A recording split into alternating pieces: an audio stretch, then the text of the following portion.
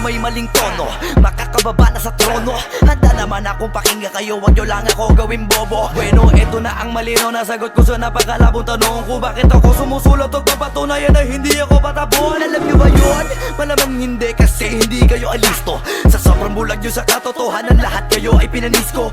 Hindi na uso dito palawakan ng koneksyon, kundi ka isasabi sa malabong makakuha ng atensyon. Hindi ako nakipag-unahan, pero bakit ako ang nasa harapan? Samantalang yun nakipagtulakan sa likuran, sila pa ang napag-iwanan. Ako ba ang dapat na alisin?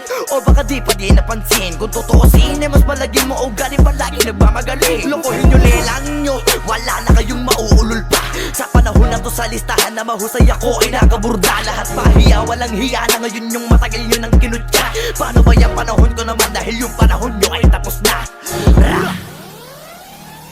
Shout out to my boy Flo G. I'm gonna kill this shit right now.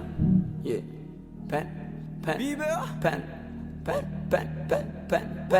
Ang mundong to'y lunod sa inggit, puro linta ko magsisipsip. Kapag may bago na ko, antimano tingin na agad nagsusumiksik. Kaso iba ko pag may nakita ko, meron na agad ako na bagong plano kung paano maglaho yung taong ayaw mag-iba. Yung papalitan ko na ng bago.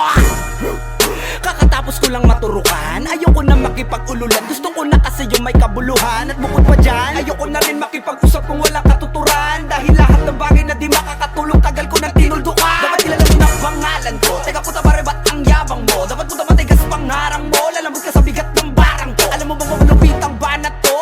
Hindi ka na dito belong. Tangina mo pag kami nang yamot sa'yo, dapat hindi ka bigol.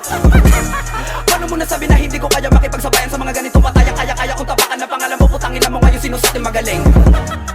Isang bahing para sa mga praneng. Hanggat wala akong nakikitang duguan, wala akong sasampuhin. Pag naakit-dagit sa'kin kahit di ka lumapit, gamit karit ibibiting ka ng patiwarik. Habang umiiyak at sumisigaw ng bakit matik sa'kin. Grabing pasakit kapag sumabit, hindi pwedeng hindi magpapanik. Matakot ka na pag ako ang nagalit, ako ang tulay mo patungo sa langit.